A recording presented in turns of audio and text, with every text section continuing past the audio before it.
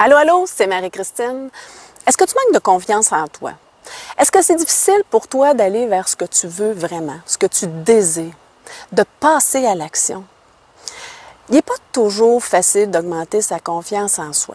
Parfois, on peut avoir confiance en soi, on peut avoir confiance en ses compétences, en nous, dans certaines sphères de notre vie, comme au travail, tandis que dans d'autres, ça va être plus compliqué, plus difficile, particulièrement là, dans les relations amoureuses. Néanmoins, il existe plusieurs actions, plusieurs stratégies qu'on peut mettre en place pour augmenter sa confiance en soi. Juste avant, si ce n'est pas déjà fait, je t'invite à t'inscrire à ma conférence gratuite « 3 prisons émotionnelles chez l'être humain » pour découvrir ce qui te bloque dans la vie et les marches vers la libération de ton moi intérieur. Le lien il est juste sous la vidéo. Je te présente donc 11 trucs pour faire croître ta confiance en tes capacités. Premièrement, c'est essayer des choses. La meilleure façon d'augmenter sa confiance en soi, c'est d'essayer, d'oser. Arrête d'anticiper le pire. Tu manques ton coup la première fois, réessaye. C'est incroyable comment on peut se surprendre à obtenir des résultats auxquels on ne s'attendait même pas. Et découvrir qu'on a beaucoup plus de capacités, d'aptitudes qu'on le croit. Et si tu ne réussis pas, malgré les efforts, dis-toi au moins tu auras essayé quelque chose.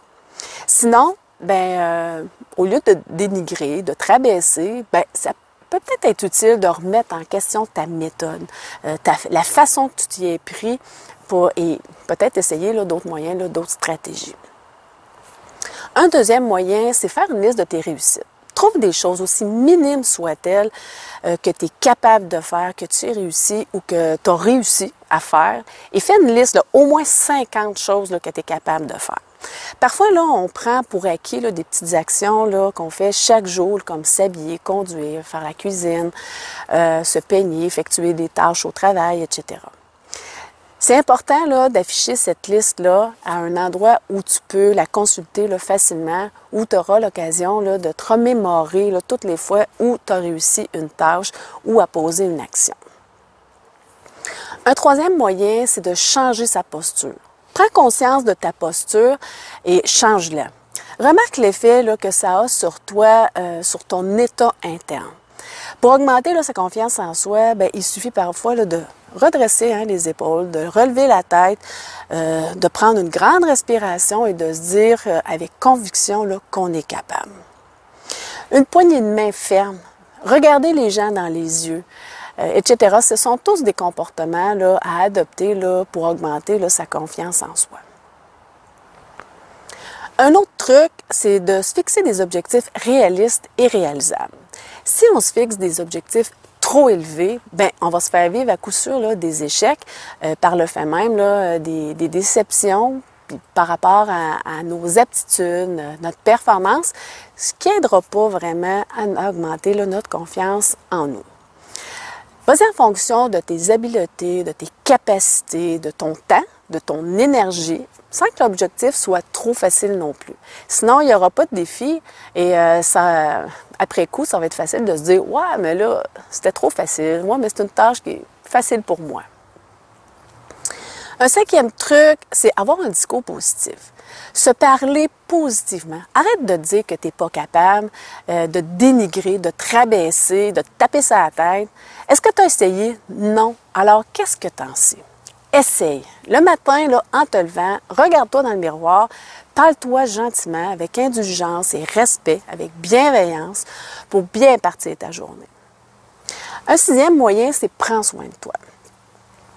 Si on se regarde dans le miroir et qu'on est habillé tout croche, les cheveux de travers, est-ce qu'on va se trouver beau, belle? Bien sûr que non. Certainement pas.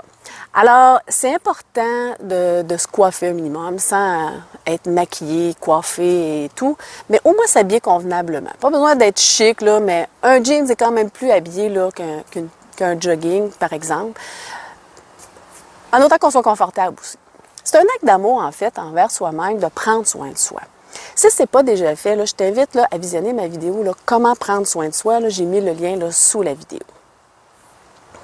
Un septième truc, c'est accepter les compliments. Si une personne te dit que tu es habile, bon, pour faire telle ou telle tâche, qu'est-ce qui t'empêche de le croire? On n'a pas besoin d'être un expert ou parfait là, pour effectuer là, une tâche. Là. Il suffit d'en être capable, d'être capable de l'effectuer là, correctement, tout simplement.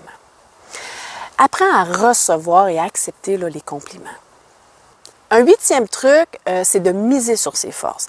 Faire des activités là, qui valorisent nos forces et faire faire là, ça pourquoi on est moins habile là, par quelqu'un d'autre. C'est ça un travail d'équipe en fait. Si c'est pas possible, ben, sois indulgent au moins envers toi-même. On ne peut pas exceller dans tout. Un 9e truc, c'est s'entourer de gens positifs. Choisir les gens qu'on fréquente. Rien ne nous oblige à rester en présence de gens qui nous critiquent, qui nous dénigrent ou nous rabaissent constamment. Va vers des personnes qui vont t'encourager dans ce que tu entreprends et éloigne-toi, surtout éloigne-toi des personnes négatives. Un 10e truc, c'est aider les autres. Donner de son temps à des personnes là, qui en ont besoin, c'est très valorisant et ça aide à augmenter sa confiance en soi. Et pourquoi ne pas pratiquer un métier dans lequel on vient en aide aux gens? Un peu comme je le fais. Hein? Infirmier, médecin, travailleur de rue, aidant naturel ou faire du bénévolat, etc. D'autant plus qu'en aidant les autres, ben, on arrête, du moins temporairement, à focaliser là, son temps et son énergie sur son petit nombril, là, sur ses petits problèmes à nous. D'autant plus qu'il est fascinant aussi là, de constater à quel point là, il y a beaucoup de gens là, qui sont dans une situation bien pire que la nôtre. Finalement, ben, c'est de se mettre en action. Arrêtez là, de se trouver là, des défaites ou de remettre à plus tard là, les tâches à effectuer. Bouge, mets des choses en place, fais ce que tu désires, va de l'avant. La motivation vient avec l'action et non l'inverse. D'ailleurs, j'ai des vidéos là, sur ces deux sujets, là, comment vaincre la procrastination et les facteurs là, qui contribuent à la motivation. J'ai mis les liens là, sous la vidéo. En résumé, là, pour augmenter sa confiance en soi, là, il y a plusieurs actions qui peuvent être posées. Toutefois, il est important de se mettre en action. Ça, c'est l'étape la plus cruciale. Rester à rien faire, là, ça ne nous aidera pas. Au contraire, ça va juste alimenter là, notre fausse croyance qu'on n'a pas les ressources nécessaires là, pour faire ce qu'on veut. Tout dépend de nous. Voilà, c'est déjà tout. Si tu as aimé le contenu de cette vidéo, je t'invite à cliquer sur le petit pouce en l'air pour l'aimer et profite-en pour t'abonner à ma chaîne si ce n'est pas déjà fait.